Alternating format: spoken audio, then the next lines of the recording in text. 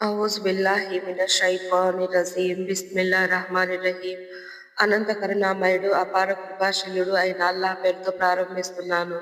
అస్సలాము అలైకుం వరహ్మతుల్లాహి వబరకాతుహు. ఈరోజు మన టాపిక్ హారూన్ అలైహిస్సలాం. హారూన్ అలైహిస్సలాం మూసా అలైహిస్సలాం గారి అన్నయ్య. ఇద్దరు కలిసి బనీ ఇస్రాయేల్ ప్రజల వద్దకు పంపబడిన ప్రవక్తలు. అల్లాహ్ సుబ్హానహు వ తఆలా మూసా అలైహిస్సలాం దువాను స్వీకరించి ఇలా అన్నారు: మేము మీ అన్నయ్య హారూన్ని మీకు సహాయకుడిగా చేశాము. సూరా తాహా ఆయత్ హారూన్ అలైహిస్సలాం గారు నెమ్మదస్తులు, స్పష్టంగా మాట్లాడగలిగేవారు, ప్రజలకు నమ్మకంగా ఒప్పించే స్వభావం కలిగిన వారు.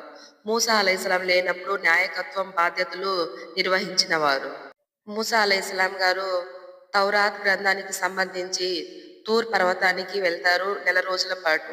ఆ సమయంలో మూసా అలైహిస్సలాం బనీ ఇస్రాయేల్ బాధ్యత హారూన్ అలైహిస్సలాంకి అప్పగించి వెళతారు. బనీ ఇస్రాయేల్ ప్రజల వ్యవహారాలు హారూన్ అలైహిస్సలాం చేతుల్లో ఉండేవి.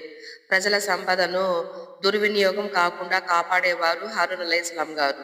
నెల రోజుల పాటు గడిచిపోయింది. మూసా అలైహిస్సలాం తిరిగి రాకపోవడంతో బనీ ఇజ్రాయెల్ ప్రజలు ఇలా అన్నారు: ఓ హారూన్, మూసా ఏడి, ఇక రాడు, మమ్మల్ని మోసం చేశాడు, మమ్మల్ని నట్టేట ముంచిపోయాడు అని దుర్భాషలాడడం మొదలు పెట్టారు. ఇక మేము మూసాను నమ్మము, వారి అల్లాను నమ్మము అని తెగేసి చెప్పారు. అప్పుడు అక్కడికి షైతాన్ సామీరి అనే వ్యక్తి రూపంలో వచ్చి బనీ ఇజ్రాయెల్ ప్రజలతో ఇలా అంటారు: ఓ ప్రజలారా, నేను మీకు ఒక మాబూద్ అంటే దేవత లేదా దేవుడిని తయారు చేసిస్తాను. అతను మీ మంచి చెడ్డ అన్ని వింటాడు, మీ కోరికలు తీరుస్తాడు అని వాగ్దానాలు చేస్తాడు. అప్పుడు బనీ ఇజ్రాయెల్ ప్రజలు వారి దగ్గర ఉన్న బంగారు నాణ్యాలు, బంగారు నగలు మొత్తం తీసుకువచ్చి అతని దగ్గర కుప్పపోస్తారు.